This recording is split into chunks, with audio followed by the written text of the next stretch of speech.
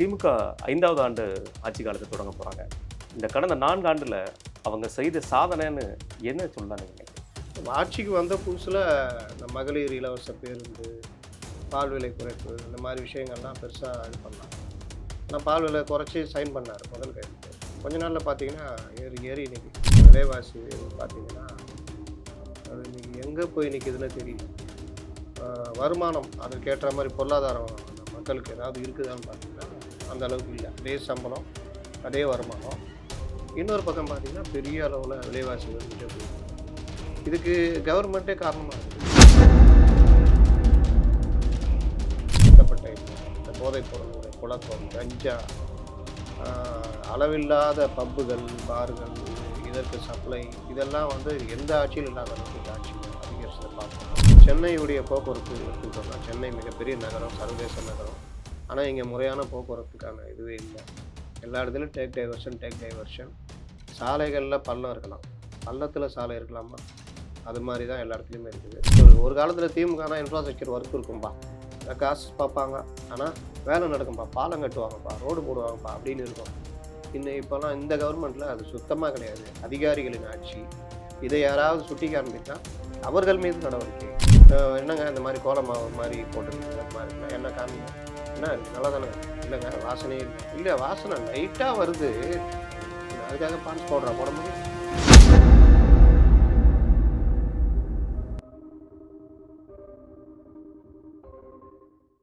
வணக்கம். இன்று நம்மிடையே இணைந்திருப்பவர் மூத்த பத்திரிகையாளர் திரு முத்தலிஃப் அவர்கள். வணக்கம். வணக்கம். எப்படி இருக்கீங்க? நல்லா இருக்கு. ஆனால் திமுக 5வது ஆண்டு ஆட்சி காலத்தை தொடங்க போறாங்க. இந்த கடந்த 4 ஆண்டுல அவங்க செய்த சாதனைன்னு என்ன சொல்லலாம் நீங்க நினைக்கிறீங்க? நானும் பொதுவாக வந்து சார்பு எடுக்கிற பத்திரிகையாளர் கிடையாது. அதனால் சரி 4 ஆண்டு சாதனை எல்லாம் பேசலான்னு நானும் போய் தேடி பார்க்குறேன். உண்மையிலே சொல்கிறேன், குறிப்பிட்டு சொல்லும்படி எதுவுமே இல்லை. அதான் அவங்க பிபிடி எல்லாம் போட்டு காமிச்சிக்கிட்டு இருக்கிறாங்க. வேணா ஒன்று சொல்லலாம், இந்த வருட பொதுத் தேர்வில் அரியலூர் ஸ்டேட் ஃபஸ்ட்டில் வந்திருக்கு. அரியலூர் டிஸ்ட்ரிக்ட் எப்போவுமே பின்தங்கிய மாவட்டமாக அரியலூர், விழுப்புரம், அந்த வட மாவட்டங்கள் இருக்கும். விருதுநகர் அந்த சைடு தென் மாவட்டங்கள் தான் டாப்பர் அடிக்கும். அரியலூர்லாம் பார்த்தீங்கன்னா ரொம்ப கம்மியாக இருக்கும். இந்த தடவை வந்திருக்காங்க. அந்த மாதிரி விஷயங்களில் கொஞ்சம் கவனம் செலுத்துறது நல்ல சாதனையாக பார்க்கலாம். ஆட்சிக்கு வந்த புதுசில் இந்த மகளிர் இலவச பேருந்து, பால் விலை குறைப்பு இந்த மாதிரி விஷயங்கள்லாம் பெருசாக இது பண்ணாங்க. ஆனால் பால் விலை குறைச்சி சைன் பண்ணார் முதல் கையெழுத்து. கொஞ்ச நாளில் பார்த்தீங்கன்னா ஏறி ஏறி இன்னைக்கு ரூ. 12 வரைக்கும் ரீட்டைல் ப்ரைஸு. இந்த ஆரஞ்சு பாக்கெட்லாம், ஆரஞ்சு பாக்கெட்டு வெளியில் கிடைக்கல. பால்வளத்துறையை முற்றிலும் சீரழித்து, அதாவது ஒரு நிறை கொழுப்பு அந்த இதெல்லாம் இல்லாத அளவுக்கு பண்ணுறதெல்லாம் பார்க்குறோம். அப்படி ஒரு செயல்பட்ட ஒரு அமைச்சர், அந்த இதனால் பதவி நீக்கப்பட்ட ஒரு அமைச்சரை மீண்டும் அதே துறைக்கு கொண்டு வந்து கொடுத்ததெல்லாம் கூட பார்த்தீங்கன்னா ரொம்ப ஒரு காமெடியான விஷயமா பார்க்குறோம். ஒரு கவர்மெண்ட்டு நல்லா இருக்குது அப்படின்னா அங்கே வந்து என்னென்ன இருக்கணும் அப்படின்னா, முதல்ல விலைவாசி உயர்வு கட்டுப்பாட்டில் இருக்கணும். 2வது சட்டம் ஒழுங்கு நல்லா இருக்கணும். 3வது பொதுமக்கள் அச்சம் இல்லாமல் இருக்கணும். காவல்துறையுடைய அத்துமீறல் இந்த மாதிரி விஷயங்கள் இல்லாமல் இருக்கணும். 4வது ஒரு குட் கவர்னன்ஸ், நல்ல ஒரு மத்திய மாநில அரசுகளோட உறவுகளை பேணுறது, நமக்கான இது விஷயங்களை நட்பு முறையில் வாங்குவது, அந்த மாதிரி ஒரு கவர்மெண்ட் இருக்கணும். 5வது விலைவாசி உயர்வு இல்லாமல் பார்த்துக்கணும். விலைவாசி உயர்வுன்றது ஏறாமல் பார்த்துக்கணும். 6வது பெண்களுக்கான பாதுகாப்பு, பெண்கள் குழந்தைகளுக்கான பாதுகாப்புன்றது முக்கியம். எல்லாருக்குமான பாதுகாப்புன்றதும் ரொம்ப முக்கியம். 7வது அரசு வந்து வெளிப்படையாக இருக்கணும். இந்த மாதிரி விஷயங்கள்லாம் பார்த்தீங்கன்னா ஒவ்வொரு விஷயமா எடுத்து பார்த்தா விலைவாசி உயர்வு பார்த்தீங்கன்னா அது இன்னைக்கு எங்கே போய் நிற்கிதுன்னு தெரியல. வருமானம் அதற்கேற்ற மாதிரி பொருளாதாரம் அந்த மக்களுக்கு ஏதாவது இருக்குதான்னு பார்த்தீங்கன்னா அந்த அளவுக்கு இல்லை. அதே சம்பளம், அதே வருமானம். இன்னொரு பக்கம் பார்த்தீங்கன்னா பெரிய அளவில் விலைவாசி உயர்ந்துட்டே போகுது. இதுக்கு கவர்மெண்ட்டே காரணமாக இருக்குது. வீட்டு வரி, சொத்து வரி உயர்த்துறேன், இவ்வளோ வருஷம் உயர்த்தலைன்ட்டு ஒரேடியாக எனக்கு என்னென்னு உயர்த்திட்டு போயிட்டு இருக்கிறாங்க. வீட்டு வரி உயர்வு, மின் கட்டண உயர்வு, இந்த மாதிரி கவர்மெண்ட்டே பல விஷயங்களில் கட்டணங்களை உயர்த்தது வந்து பொதுமக்களுக்கு ஏற்கனவே பொருளாதார பிரச்சனை இருக்குது, விலைவாசி உயர்வு இருக்குது. அதோடு சேர்த்து ஆளுங்க அரசும் சேர்த்து இந்த மாதிரி பண்ணும்பொழுது மக்களுக்கு பெரிய சிக்கலாக மாறுது. பழைய அரசுகள் இந்த மாதிரி இல்ல அப்படின்றது தான் இந்த அரசுக்கும் அதுக்கு உள்ள வித்தியாசம். சட்ட ஒழுங்கு பிரச்சனை நீங்க எப்படி பார்க்குறீங்க? இந்த கடந்த 4 ஆண்டுல பெண்களுக்கோ, குழந்தைகளுக்கோ அல்லது என்கவுண்டர்ஸ் மாரியான விஷயங்கள் தமிழ்நாட்டுல அதிகமா நடந்திருக்கு. அது 16 என்கவுண்டர்ஸ் கிட்ட நடந்திருக்கு. கஸ்டடி கொலையோட சேர்த்து 16 நடந்திருக்கு. இதெல்லாம் கடந்த ஆட்சியில பார்க்கும்போது ரொம்ப கம்மியான லெவல்ல இருந்திருக்கு. 2010 காலத்துலருந்து 2020 காலம் வரைக்கும் கள்ளக்குறிச்சி மாரி ஒரு அவலம் நடந்ததில்ல. அவ்வளவு. மொத்தமே கள்ளச்சாராயத்தால சாவு மொத்தமே 10 தான். ஆனா இந்த 2021லேருந்து இந்த 2025 வரைக்கும், இப்போ வரைக்குமே பல விதங்கள் நம்ம பார்த்துட்டு இருக்கோம். இத பத்தி நீங்க என்ன நினைக்கிறீங்க? அதாவது சட்டம் ஒழுங்குன்றது வந்து சட்டம் ஒழுங்குக்கு பல்வேறு பிரிவுகள் இருக்கு. காவல்துறையில. சட்டம் ஒழுங்கு, போக்குவரத்து காவல், அப்புறம் இந்த என்ஃபோர்ஸ்மெண்ட் இந்த கள்ளச்சாராயம் இதெல்லாம் தடுக்கிறது, போதைப்பொருள் நடமாட்டத்தை தடுக்கிறது, ப்ளஸ் இன்டெலிஜென்ஸு, ப்ளஸ்ஸு இந்த கியூ பிரான்ச்சு இந்த மாதிரி. இதில் ஒவ்வொன்றா எடுத்துட்டிங்கன்னா இன்டெலிஜென்ஸ் வந்து அட்டர் ஃபெயிலியர்ன்றத பல இடங்கள்ல நம்ம பார்க்குறோம். இன்டெலிஜென்ஸுடைய வேலையே எப்படி சுருக்கப்பட்டு விட்டதுன்னா, நம்ம சொல்றது வந்து ஒரு அரசு, அரசு அதிகாரிகள், அந்த துறை வந்து எப்பவுமே சிறப்பா இருக்கும். அது யார் கையில செயல்படுதுன்றத பொறுத்து தான். அப்போ நீங்க இன்டெலிஜென்ஸ் எப்படி செயல்பட வைத்தார்கள்னா, அடுத்தவர்களை கண்காணிப்பது, அடுத்தவர் ஃபோன் டேப் பண்றது, இந்த மாதிரி விஷயங்கள்ல மட்டுமே இன்டெலிஜென்ஸ் அரசு சார்ந்தது. இல்லாட்டி ஒரு குறிப்பிட்ட சிலருக்காக மட்டுமே, அதை நோக்கிய விஷயமாகவே இன்டெலிஜென்ஸ் நகர்ந்தது. அதோடைய விளைவு பல விஷயங்கள்ல கோட்ட விட்டத பார்க்குறோம். கோயம்புத்தூர் சிலிண்டர் பிளாஸ்ட்லேருந்து பல்வேறு இப்போ அந்த போலி பாஸ்போர்ட்ல பலரும் இங்கேருந்து எடுத்துட்டு தப்பிச்சு போனது, பலருடைய ஊடுருவல்கள், இந்த மாரி பல விஷயங்கள். ப்ளஸ்ஸு சர்வதேச போதைப் பொருளுடைய ஹப்பு மாரி தென்னிந்தியா இருக்குது. குறிப்பாக தமிழகம் இருக்குதுன்னு கவர்னர் ஒரு தடவ குற்றம் சாட்டியிருந்தார். அப்போ அந்த போதைப் பொருள் கடத்தல், இங்கே இருந்துகிட்டே போதைப் பொருள தயாரிச்சு வெளிநாடுகளுக்கு ஏற்றுமதி செஞ்ச இதெல்லாம் பார்த்தோம். அப்போ ஜாபர் சாதிக் போன்றவர்கள் தமிழ்நாட்டில இருந்துகிட்டு போதைப் பொருள்ல ஈடுபட்டது, மெத்தப்பட்டைன்னு, இந்த போதைப் பொருளுடைய புழக்கம், கஞ்சா, ஆ அளவில்லாத பப்புகள், பார்கள் இதற்கு சப்ளை இதெல்லாம் வந்து எந்த ஆட்சியிலும் இல்லாத அளவுக்கு இந்த ஆட்சியில அதிகரிச்சத பார்த்தோம். இதை வந்து தடுக்க வேண்டிய அந்த என்ஐபி, என்ஃபோர்ஸ்மென்ட் முன்ன தனித்தனியா இருந்துச்சு. என்ஐபி, பிஇடபிள்யூன்னு. அது என்னமோ பெரிய அறிவாளித்தனமா ஒண்ணாக்குறேன்ட்டு ஒண்ணாக்கி, ஒண்ணும் இல்லாம போய் அதற்கு ஒரு ஏடிஜிபி இருந்தாரு. அவரு வந்து இந்த கள்ளச்சாராய சாவு மொத நடந்தப்போ, விழுப்புரத்தில நடந்தப்போ, அவர் மேலலாம் நடவடிக்கை எடுக்காம, சட்டம் ஒழுங்கு எஸ்பி மேல எஸ்பி மேல நடவடிக்கை எடுத்தாங்க. நடக்க மரக்காணம். ம். ஆக்சுவலா அந்த என்ஃபோர்ஸ்மென்ட் எஸ்பி மேலயும், என்ஃபோர்ஸ்மென்ட் ஏடிஜிபி மேலயும் நடவடிக்கை எடுத்திருக்கணும். எதுவுமே எடுக்கல. அவர்களுக்கு நல்ல பதவி குடுத்து இது பண்ணிட்டு, அ அ பாவம் ஒரு அப்ராணின்ற மாதிரி சட்டம் ஒழுங்கு பார்க்குறவர போய் சஸ்பெண்ட் பண்ணாங்க. அந்த என்ஃபோர்ஸ்மென்ட் ஏடிஜிபி அப்படி இப்படி இதாகி இன்னைக்கு டெப்டேஷன்ல எஸ்கேப் ஆயிட்டாரு. அப்போ இத பத்தி கவலை இவர்களுக்கு இல்லை. போதைப்பொருள் கடத்தல்ல ஜாபர் சாதிக்லாம் கைது செய்யப்பட்ட பொழுது, இவங்க சொன்ன விளக்கங்கள்லாம் வினோதமான விளக்கம். நாங்க எப்படி அத பார்க்க முடியும்? அது என்சிபில பார்க்கணும். மத்திய அரசுல அதெல்லாம் கண்காணிக்கணுன்ற மாரிலாம் வினோத விளக்கங்கள்லாம் சட்டத்துறை அமைச்சரும், மற்ற காவல் அதிகாரிகள் குடுத்ததெல்லாம் பார்த்தோம். அப்போ அளவில்லாத போதைப் பொருட்கள் கடத்தல், கஞ்சா சப்ளை, இளம் பருவத்தினர் மத்தியில போதை பழக்கங்கள் இது பண்றது, ஆ பார்கள், சட்டவிரோத பார்கள், ஆ அளவில்லாத மதுப்புழக்கம், இந்த விஷயங்கள் எல்லாம் தடுக்க வேண்டிய என்ஃபோர்ஸ்மென்ட் சிறப்பா இதுவரைக்கும் செயல்படல. கள்ளச்சாராய சாவு பார்த்தீங்கன்னா, கடந்த 10 ஆண்டுகள்ல இல்லாத அளவு 2010 டூ 20ல இல்லாத அளவுக்கு 2000 இந்த 21. 5 ஆண்டுகள்ல 100க்கும் மேற்பட்ட கள்ளச்சாராய சாவுகள். அதற்கு தீர்வும் இல்ல. இதுவரைக்கும் யார் தண்டிக்கப்பட்டார்கள்? எந்த அதிகாரி தண்டிக்கப்பட்டார்ன்றது பெருசா எதுவுமே இல்ல. அது ஒண்ணு. 2வது அரசு டாஸ்மாக் மதுபானம் குடித்த 4 பேர் செத்து போனாங்க. ஆமா. சைனைடு கலந்தது. சயனைடு இருக்குன்னு. அது வழக்கு என்ன ஆச்சு? அந்த வழக்கு என்ன நிலைமையில இருக்கு? யாராவது கைது செய்யப்பட்டாங்களா? அது எந்த வகையான வழக்கா பதிவு இதுவரைக்கும் எதுவுமே இல்ல. அப்போ என்ஃபோர்ஸ்மென்ட்ன்றது ஒண்ணுமே இல்ல. பேருக்கு புடிச்சுக்கிட்டே இருக்கிறாங்க. அது இல்ல. பெண்கள், குழந்தைகளுக்கு எதிரான குற்றத்தடுப்பு பிரிவுன்னு ஒண்ணு தனியா இருக்கு. அப்ப அந்த அவர்கள் என்ன செய்றாங்கன்னு பார்த்தீங்கன்னா, அந்த பெண்கள் நேற்று கூட ஒரு 17 வயது பெண் கூட்டு பாலியல் பலாத்காரம் வணக்கம். செய்யப்பட்டு, இப்ப டிடிவி தினகரன் போன்றோர் கண்டிச்சுக்கிட்டு இருக்கிறாங்க.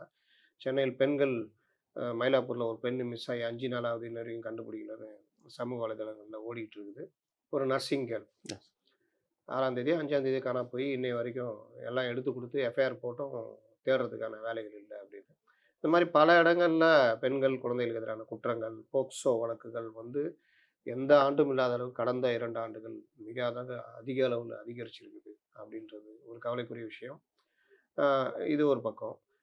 அ சட்டம் ஒழுங்கு அப்படின்னு பார்த்துட்டீங்கன்னா கொலைகள், சாதிய கொலைகள், ஆணவ படுகொலைகள், கூலிப்படை கொலைகள் இதெல்லாம் கொலை பண்ணுறதுன்றது ஒரு பயமே இல்லாத அளவுக்கு கொலைகள் நடக்குது. கோர்ட்டுக்குள்ளே நடக்கிறது, பட்டப்பகல்ல நடக்கிறது, இந்த மாதிரி விஷயங்களும் அது ஒண்ணு. குடும்ப வன்முறை. குடும்ப வன்முறைக்கு அடிப்படையா இருக்கிறது போதை பழக்கம். அப்ப ஏதோ ஒரு வகையில குடும்ப வன்முறை இதுக்கு காரணமா அமையுது. அது தூண்டப்படுகிறது. 2வது ரவுடிகள் கொலை. இந்த மாரி விஷயங்கள்லாம் வந்து இப்போ ஒரு ரவுடி வெளியில இருக்கிறான் அப்படின்னா, அவன கண்காணிக்கிறது. அது ஐஎஸ் உடைய ஓசிஐன்னு ஒரு பிரிவு இருக்குது. ரவுடிகள் கண்காணிப்பு குழுன்னு. அந்த மாரி இவர்களுடைய வேலை. இவர்கள்லாம் என்ன செய்றாங்கன்னு தெரியல. பல இடங்கள்ல ரவுடிகள் வெட்டி கொலை செய்யப்படுறது. அந்த மாரி விஷயங்கள்லாம் நடந்துட்டு இருக்குது. அதுக்கப்புறம் பார்த்தீங்கன்னா, என்கவுண்டர் ஏதோ ஒரு போலீஸுடைய சாகசமாக, சாதனை மாதிரி காண்பிச்சுக்கிறாங்க. எந்த அரசியலும் இல்லாத அளவுக்கு இந்த அரசியல் அதிகப்படியாக 15க்கும் மேற்பட்ட அந்த என்கவுண்டர் என்கவுண்டர்ஸ். நடத்தப்பட்டிருக்கு. ஒரு என்கவுண்டர் பார்த்தீங்கன்னா, ஜுடிஷியல் கஸ்டடியில இருந்த ஒருவரே என்கவுண்டர் செய்யப்பட்டிருக்கார். அப்ப நீதிமன்றம் நம்மள கேள்வி கேட்கும் அப்படின்ற பயம் கூட இல்லாத அளவுக்கு என்கவுண்டர்கள் நடத்தப்படுது. இதை வந்து ஒரு சாகசமாக அதிகாரிகள் பேசிக்கொள்வதும், பத்திரிகைகள், ஊடகங்கள் அதை பாராட்டி எழுதுறதும் மிக மோசமான முன்னுதாரணம். என்கவுண்டர்ன்றது வந்து தீர்வே கிடையாது அப்படின்றது தான். ஏன்னா என்கவுண்டர் மூலியமா நீங்க என்ன சாதிச்சீங்கன்னா ஒண்ணுமே கிடையாது. என்கவுண்டர் நடந்து தான் இருக்கும். குற்றங்கள் நடந்து தான் இருக்கும். அப்ப என்கவுண்டர் வந்து குற்றத்த தடுக்குமா அப்படின்னா ஒண்ணும் கிடையாது.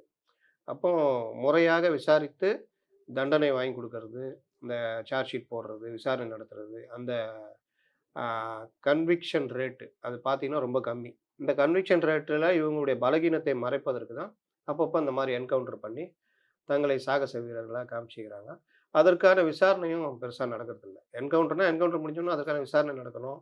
தப்பா, ரைட்டான்லாம் தெரியணும். இவர்கள் சொல்ற கதைலாம் பார்த்தீங்கன்னா, ரொம்ப காமெடியா இருக்கும். ஒரு இடத்துக்கு கூட்டு போனோம், ஆயுதம் எடுக்க சொன்னோம். திடீர்னு ஆயுதத்த எடுத்து எங்கள சொல்ல சுட்டாரு. வந்தாரா? பதிலுக்கு நாங்க சுட்டோன்னோம். அது எல்லாமே நடுராத்திரில நடக்கும். சிசிடிவி ஃபுட்டேஜ் இல்லாத இடத்துல நடக்கும். ஆ ஹேண்ட்கேப் போட்டு கைதிய கூட்டு போமாட்டாங்க. கத்திய வச்சு கொலை பண்ணவரு துப்பாக்கி வச்சு சுட்ற முயற்சி பண்ணியிருப்பாரு. இந்த மாரி காமெடியான விஷயங்கள்லாம் அதுல சொல்லப்படும். அப்ப இதெல்லாம் விசாரணைக்குன்னு வந்தா, நிச்சயம் மாட்டுவார்கள். ஆனா, அத வந்து ஒரு பெரிய இதுவா பார்க்கறதில்ல. நீங்க வேட்டையன்னு ஒரு படம் ரஜினிகாந்த் படம் வந்துச்சு. அதுல பார்த்தீங்கன்னா, என்கவுண்டர் ஏன் பொதுமக்களால சொல்லுங்க. சிலாகிக்கப்படுகிறது. சட்டம் ஒழுங்குல முக்கியமான விஷயம் குற்றவாளிகள் கைது, குற்ற நடவடிக்கை தடுப்பு, குற்றவாளிகள் கைது, சார்ஜ் ஷீட் ஃபைல் பண்றது, விசாரணை, தண்டனை வாங்கி தர்றது. இதுல சாட்சிகளை பாதுகாக்கிறது, இந்த மாரி பல விஷயங்கள். இதுல வந்து இவர்களுடைய பலகீனம் அ கன்விக்ஷன் ரேட் குறையும் பொழுது, தண்டனை வாங்கி தர்றது குறையும் பொழுது, சம்பந்தப்பட்டவர்கள் வெளியில வந்து அந்த கொலைய பயன்படுத்தி, அந்த ரவுடிசத்த பயன்படுத்தி மேலும் குற்றங்கள் செயல்ல ஈடுபடுறது பொதுமக்களுக்கு அச்சுறுத்தலா இருக்கிறத பார்க்கும்பொழுது, பொதுமக்களுக்கு இந்த நீதிமன்றங்கள், நீதி, தண்டனை இது மேல ஒரு சலிப்புத்தன்மை வருது. இந்த நேரத்தில அந்த என்கவுண்டர் பண்ணும்பொழுது, அதை பெருசா சிலாகிச்சு கொண்டாடுறாங்க. அத தான் அந்த படத்தில மைய கருத்தா வச்சிருப்பாங்க. அப்ப என்கவுண்டர்ன்றது தீர்வு கிடையாது. முறைப்படி விசாரணை நடத்தி தான் பண்ணணும் அப்படின்னு. அந்த என்கவுண்டருக்கு பின்னாடி யார் இருக்கா? ஒரு பெரிய மனிதர் இதெல்லாம் காமிப்பாங்க. அப்போ இந்த மாதிரி விஷயங்கள் வந்து இந்த 4 ஆண்டு ஆட்சியில பார்த்தீங்கன்னா, சட்டம் ஒழுங்கு மோசம். போக்குவரத்து துறை. போக்குவரத்து காவல்துறைலாம் நம்ம சின்ன வயசுல நான்லாம் பார்த்ததெல்லாம், சாலைகள்ல போக்குவரத்து போலீஸார் இருப்பாங்க. போக்குவரத்து சரி பண்ணுவாங்க. எல்லாம் நடக்கும். இப்பலாம் அந்த மாதிரி எங்கேயுமே கிடையாது. போக்குவரத்துடைய அந்த இதுவுங்க சிக்னல்கள் மற்றது கிடையாது. பல ஹைவேஸ்கள்ல இந்த இதில வந்து ஹைவேஸ் பெட்ரோல் என்ன பண்றாங்கன்னு தெரியாது. திடீர் பள்ளங்கள். திடீர் பள்ளம் போட்டுட்டு எனக்கு என்னன்னு போயிடுறது. அத வந்து போக்குவரத்து துறையும் கவனிக்கிறதில்ல. அந்த பள்ளத்தில விழுந்து சமீபத்தில கூட ஒரு ஹஸ்பண்ட் ஒய்ஃப் இறந்து போனாங்க. இறந்து அவங்க போனாங்க. குழந்தை கால் முறிஞ்சது. இன்னும் தாராபுரத்தில இங்க ஒரு ரோட்ல பார்க்குறோம். திடீர் ஸ்பீடு பிரேக்கர். வண்டிலாம் சும்மா இந்த ராலில பறக்கிற மாரி அந்த கார் பறக்குது. அப்ப இந்த மாதிரி விஷயங்கள் எல்லாமே ஹைவேஸ்லயும் சரி, அ சென்னையில பெருநகரங்கள்ல போக்குவரத்தை முறைப்படுத்துதுன்றது இல்ல. எனக்கு என்னன்னு நீங்களா அடிச்சீங்க, நீங்களா சரி பண்ணிட்டு போங்க அப்படின்றது. இத தாண்டி அந்த ரோட் ஷோ நடத்துறது, அரசே பேரணி நடத்துறது. இப்ப இந்த மாரி விஷயங்கள்லாம் பார்க்கும்போது பொதுமக்களுக்கு தினம் தினம் தொல்லைகள் வந்துகிட்டு தான் இருக்குது. சென்னையுடைய போக்குவரத்து எடுத்துக்கிட்டோம்னா, சென்னை மிகப்பெரிய நகரம், சர்வதேச நகரம். ஆனா, இங்க முறையான போக்குவரத்துக்கான இதுவே இல்ல. எல்லா இடத்துலயும் டேக் டைவர்ஷன். சாலைகள்ல பள்ளம் இருக்கலாம். பள்ளத்தில சாலை இருக்கலாமா? அது மாரி தான் எல்லா இடத்துலயுமே இருக்குது. பேட்ச் ஒர்க்ன்றது கூட இல்ல. முன்னலாம் கொஞ்சமாவது பேட்ச் பேட்ச் ஒர்க் ஒர்க் இருக்கும். நடத்துவோம். இப்ப அந்த பேட்ச் ஒர்க்கும் இல்ல. சென்னை மாநகராட்சி என்ன பண்றதுன்னு தெரியல. ரூ. 4000 நாங்க இன்ஃப்ராஸ்ட்ரக்சர்க்காக பண்ணோம். திருப்புகழ் கமிட்டி அது இதுன்னாங்க. எந்தவித ஏற்பாடும் இல்லை. மழைநீரில் சென்னை தத்தளித்ததை நாம் பார்த்தோம். 2024 ஓரளவுக்கு தப்பிச்சுக்கிட்டோம். இந்த மழைநீர் இதெல்லாம். இன்றைக்கும் மோட்டர் போட்டு தண்ணிய இறைச்சு ஊத்துறதா இருக்குதே தவிர, நிரந்தர வடிகால்ன்றது கிடையாது. சென்னையில மழைநீர் வடிகால்ன்றது இவங்க இன்னும் பழைய அந்த காலத்து இதுவே பள்ளம் தோண்டி ஸ்கொயர் கான்கிரீட் போட்டு அதில் மழைநீர் இது மலை. விடுறது. அந்த பள்ளம் ஸ்கொயர் விடுறதுனால அந்த ஸ்கொயரில் சேறு சகதி தங்கறதுக்கான வாய்ப்பு இருக்கும். கொசுக்கள் உற்பத்தி ஆகுறதுக்கான வாய்ப்பு இருக்கும். ஃப்ளோ இருக்காது. இது கட்டுறதுக்கு பல மாதங்கள் சாலையை ஆக்கிரமிச்சு பள்ளம் தோண்டி போட்டு, அந்த பள்ளத்தையும் மூடாம, அதில விழுந்து கூட ஒரு பத்திரிகையாளர் இறந்து போனாரு. இங்க புதிய தலைமுறை பத்திரிகையாளர். காசி தியேட்டர் கிட்ட. அப்ப அந்த மாதிரி விஷயங்கள் எல்லாம் கடந்து என்ன நவீன முறை எவ்வளோ வந்துருச்சு. நீங்க ஒரு செகண்ட்ல அப்படியே பள்ளம் தோண்டுறாங்க. Round pipe type புதைக்கிறாங்க.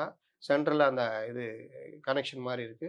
புதைச்சுட்டு ஒரே நாள்ல மூடிட்டு போயிடுறாங்க. அந்த ஏற்பாடு கூட இல்லை. இன்னை வரைக்கும் இல்ல. ஏன்னா, இதில தான் கான்ட்ராக்டரு மற்ற விஷயங்கள் எல்லாமே அடங்கியிருக்கு. சில இடங்கள்ல வெறும் ஓப்பன் பண்ணி ரவுண்டு மேனுவல் மட்டும் வச்சுட்டு, இதான் மழைநீர் வடிகால். உள்ள தோண்டி பார்த்தீங்கன்னா ஒண்ணுமே இருக்காது. அப்ப அந்த மாதிரி ஏற்பாடுகள் எல்லாமே முறையான வடிகால் வசதி இல்லாததுனால, சென்னை இப்போ வரைக்கும் மழைநீர்ல தத்தளிக்கிறத பார்க்குறோம். ஆனா சுயபெருமை பேசிக்கிட்டு இருக்கிறாங்க. இதற்கான வெள்ளை அறிக்கை கேட்டாலும் குடுக்கறதில்ல. அப்போ இந்த மாரி இன்ஃப்ராஸ்ட்ரக்சர் ஒர்க்ல ஒண்ணுமே இல்ல. ஒரு காலத்தில திமுகனா இன்ஃப்ராஸ்ட்ரக்சர் ஒர்க் இருக்கும்பா. அதான் காசு பார்ப்பாங்க. ஆனா வேலை நடக்கும்பா. பாலம் கட்டுவாங்கப்பா, ரோடு போடுவாங்கப்பா அப்படின்னு இருக்கும். இப்போலாம் இந்த கவர்மெண்ட்ல அது சுத்தமா கிடையாது. அதிகாரிகளின் ஆட்சி. இதை யாராவது சுட்டி காண்பித்தால் அவர்கள் மீது நடவடிக்கை. ஊடகங்கள் இதை சுட்டிக்காட்டி பெருசா கொண்டு வருவாங்க. இப்ப ஊடகங்கள் எல்லாமே சுட்டி காமிச்சீங்கன்னா, அந்த நிருபருடைய வேலை போயிடும். என்னங்க இந்த மாரி கோல மாவு மாரி போட்டிருக்கீங்களா? இந்த மாரி இருக்குன்னா, என்ன காமிங்க. என்ன இருக்கு? நல்லா தானே இருக்கு. இல்லங்க வாசனையே இல்ல. நீங்க வேணா மோந்து பாருங்க. இல்ல வாசனை லைட்டா வருது அப்படின்னு. பான்ஸ் இல்லங்க பவுடரான்னு இது கேள்வி வந்து வேற. அதுக்காக பான்ஸ் பவுடரா போட முடியும்? அப்படின்ட்டு கார்ல ஏறி சிரிச்சுக்கிட்டே போறாங்க. மேடம் நீங்க பதில் சொல்லணும் மேடம். கேட்குறோம்னா, நான் பதில் சொல்லணும் தான். நீங்க ஒழுங்கா கேளுங்க. ஒழுங்கா பேச தெரிஞ்சுக்கங்க. எந்த சேனல் நீங்க? அப்படின்னு கேள்வி. ஏன் கேள்வி கேட்டு மாவு கொட்டுறாங்க. இது வந்து இது கிடையாது. கோல மாவு போடுறாங்கன்னு நீங்க வேணா ஆய்வுக்கு எடுத்துக்கங்க. தப்பா இருந்தா என் மேல கூட நடவடிக்கை எடுக்கணும்னு ஒரு ரிப்போர்ட்டர் சொல்றாரு. நீங்க ஒழுங்கா பேசலன்னு சொல்லிட்டு ஏறி போறாங்க. அப்ப இவர்களுக்கு முதலமைச்சர் மேல பயம் இல்லன்னு தான் அர்த்தம். இந்த விஷயங்கள்லாம் முதல்வர் காதுக்கு போனா, "நீ என்ன மேயர் நீ? ஒரு இடத்துல ஒரு ரிப்போர்ட்டரு ஒரு இத சொல்றாரு. ஊரே வந்து நின்னு பாக்குது. ஊர் கேமரா ஃபுல்லா பாத்துக்கிட்டு இருக்குது. பேட்டி எடுக்க தான் கேமரா. இதுக்கெல்லாம் கேமரா இல்லன்னு வாதம் பண்ணிக்கிட்டு இருக்கிறீங்க. அத குடுத்தாங்கன்னா, சரி என்னங்க நான் வந்து விசாரணைக்கு நான் என்னன்னு விசாரிக்க சொல்றேங்க. தப்பு இருந்தா நடவடிக்கை எடுக்கிறேங்கன்னு சொல்லிட்டு வர வேண்டியது தானே. அது என்ன வாக்குவாதம்? யார் எந்த சேனல்ன்னு கேட்டு என்ன தெரிஞ்சுக்க போறீங்கன்னு, அவங்கள கேள்வி கேட்கறதுக்கு யாரும் இல்ல. ஏன்னா, முதல்வர் காதுக்கு இதெல்லாம் போவாது. இதெல்லாம் ரிப்போர்ட் போட்டு டெய்லி ஷீட்ல முதல்வருக்கு போகும். முதல்வர் பார்ப்பாங்க. ஒரு ஆஸ்பத்திரியில ஒரு அமைச்சர் சின்னதா ஒரு வார்த்தைய விட்டாரு. ஜெயலலிதா ஆட்சி காலத்துல. உடனடியாக ஒரு போராட்டம் நடந்தது. உடனடியாக முதல்வர் காதுக்கு அந்த விஷயம் போச்சு. அந்த அமைச்சர் அரண்டு உருண்டு போனாரு. அவர போய் நிக்க வச்சு அவ்வளோ வார்ன் பண்ணி விட்டாங்க. இந்த மாரி ஒரு அமைச்சரு, அவரு வண்டியில ஒரு சாதாரண ஆள ஏத்திக்கிட்டு சுத்தியிருந்தாரு. முதலமைச்சர் பொறுப்புல இருந்த ஓபிஎஸ். இது சும்மா ஒரு செய்தி குறிப்பா போனது. உடனே கூப்பிட்டு கண்டிச்சு இது பண்ணாங்க. அந்த மாரி சின்ன நோட் போட்டு அனுப்புறது, அதெல்லாம் பார்த்து நடவடிக்கை இருந்த காலம்லாம் போயி, இன்னைக்கு எனக்கு என்னன்னு ஒரு அமைச்சர்கள் முறைக்கிற காலம் போய், மேயர் ரிப்போர்ட்டர முறைக்கிற அளவுக்கு இன்னைக்கு காலம் மாறிட்டு நடந்துருச்சு. இருக்குது. கூட இருக்கிறவர் சொல்றாரு, "நீங்களா கொண்டு வந்துறீங்களா இத?" அப்படின்றாரு. நான் இல்லங்க. அதுவும் அங்க பையில இருக்குது. அத கூட எடுத்து ஆய்வுக்கு அனுப்புங்கன்னு அந்த ரிப்போர்ட்டர் சொல்றாரு. அப்ப இந்த மாதிரியான தன்மைகள் சென்னை மாநகராட்சின்றது பல்வேறு விஷயங்கள்ல முன்னெல்லாம் தார் போடுவாங்க. சிமெண்ட் கலவை ஒண்ணு இருக்குது. கான்கிரீட் கலவைன்னு சொல்லுவாங்க. அது இந்த மாரி ரோட்ல மெயின் ரோட்ல பள்ளங்களெல்லாம் மூடுவாங்க. இப்பல்லாம் அதெல்லாம் கிடையாது. நீங்க பள்ளத்துல விழுந்து அடிபடுறவங்க எண்ணிக்கை எடுத்தீங்கன்னா, அவ்வளோ பேர் இருப்பாங்க. வாகனங்கள் சேதம், பல விஷயங்கள் நடக்குது. இங்க ஒரு கார்ப்பரேஷன் இது ஒர்க் ஆகுதான்னு தெரியல. இன்னொன்னு கார்ப்பரேஷன் மன்ற கூட்டங்கள்ல பார்த்தீங்கன்னா, அந்த மாசத்துக்கு ஒரு தடவ தான் நடக்குது. அதுல கூட ஆளுங்கட்சிய சேர்ந்தவர்கள் கலந்துக்கிறதுக்கு இஷ்டம் இல்ல. நீங்க பார்த்தீங்கன்னா 30 பேர், 35 பேர், 40 பேர் இருக்காங்க. மிக பெரும்பான்மை குடுத்து இவர்களை தேர்ந்தெடுத்து அனுப்பிச்சா, அந்த ஒரு நாள் கூட போறதுக்கு இவங்களுக்கு டைம் இல்ல. ஏன் போலன்னு முதலமைச்சரும் கேட்கல. இல்ல கட்சி தலைவர்ன்ற முறையில ஸ்டாலினும் கேட்கல. இல்ல உள்ளாட்சித்துறை அமைச்சரும் கேட்கல. இல்ல யாருமே கேட்கல. ஆளாளுக்கு அவங்கவங்க இஷ்டத்துக்கு ஆடுறாங்க. இது கட்சியா? இல்ல ஆட்சியா? என்னன்னு தெரியல. அப்ப இது இதுக்கு எப்படி ஒரு கட்டுப்பாட்டுல இருக்குன்னு புரியல.